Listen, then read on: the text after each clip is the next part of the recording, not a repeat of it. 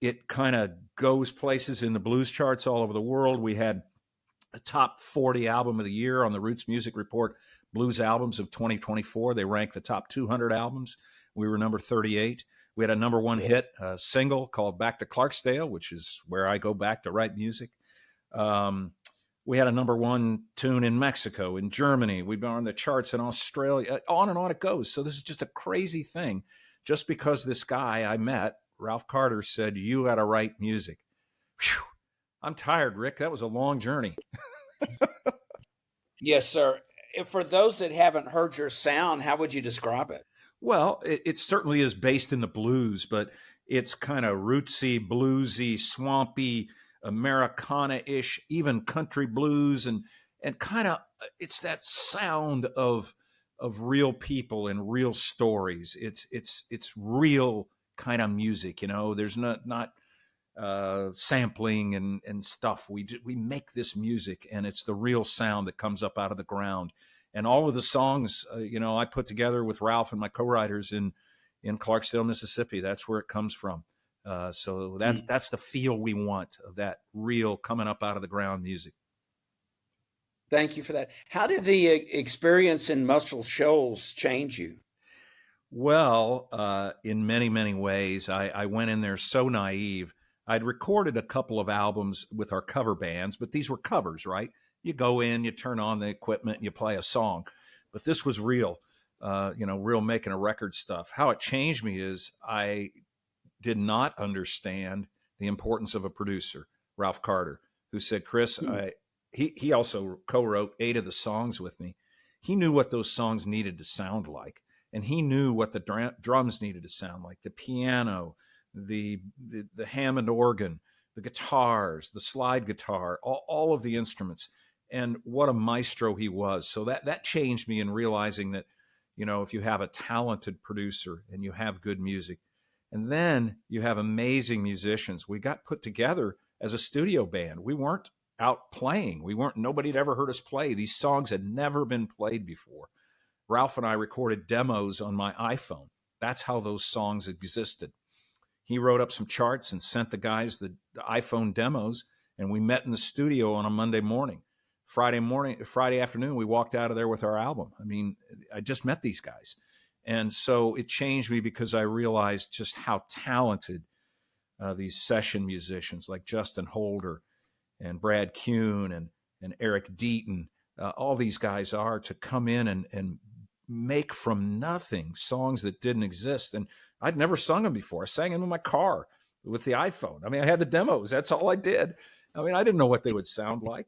Play the harmonica with it in my car. That was it. And we end up in Muscle Shoals, and man, there's something going on down in Muscle Shoals too, Rick. I don't know what it is, but man, it's a cool place.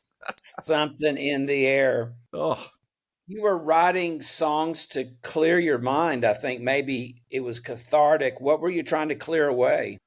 Well, Rick, I said I went away from music for a long time. I became an advertising guy.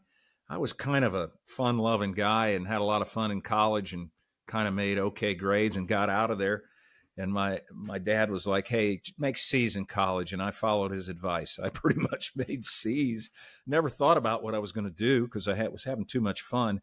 And somehow I fell into being a writer. I thought it was easy. In fact, that's why I became a journalism major. I thought it was pretty easy. And I didn't really want to work that hard at studies. So I got into advertising, became a writer, and lo and behold, kind of like this music thing, I end up being a partner with this guy in this ad agency.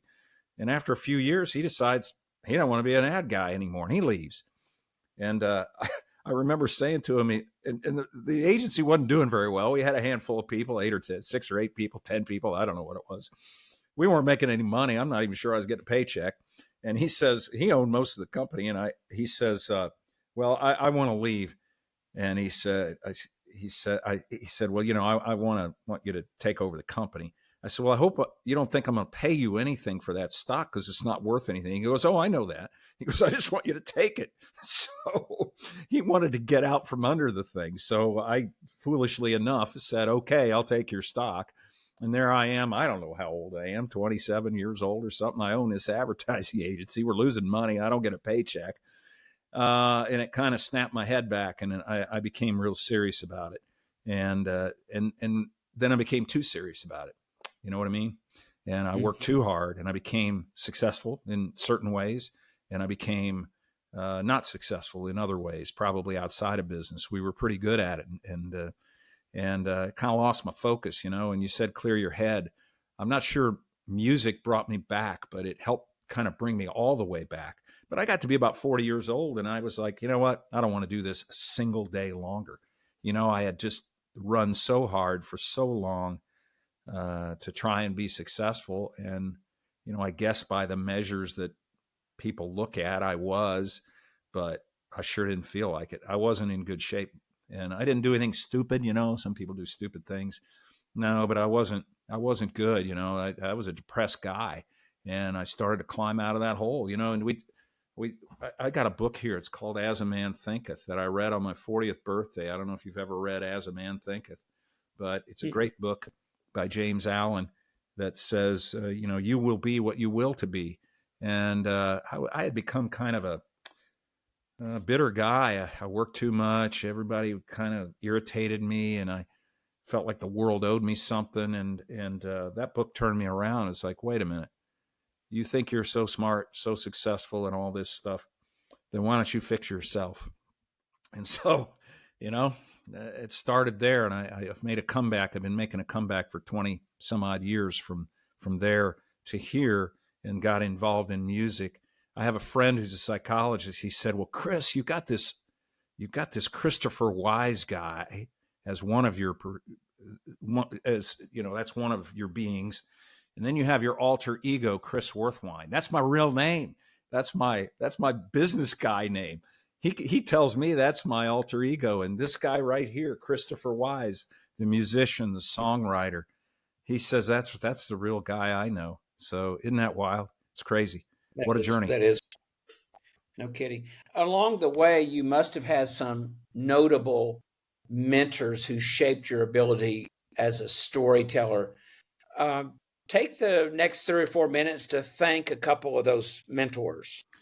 Well, I have thanked Ralph Carter because he saw something in me when I'm a guy playing in a cover band, and you go to this harmonica camp, and it's kind of like fantasy baseball camp for old guys. You know, you're going to go learn the blues. Well, you know, a lot of the people there, I mean, they're just going because they might want to learn how to play music. Well, I had actually done it for a little while, but I didn't know if I was any good.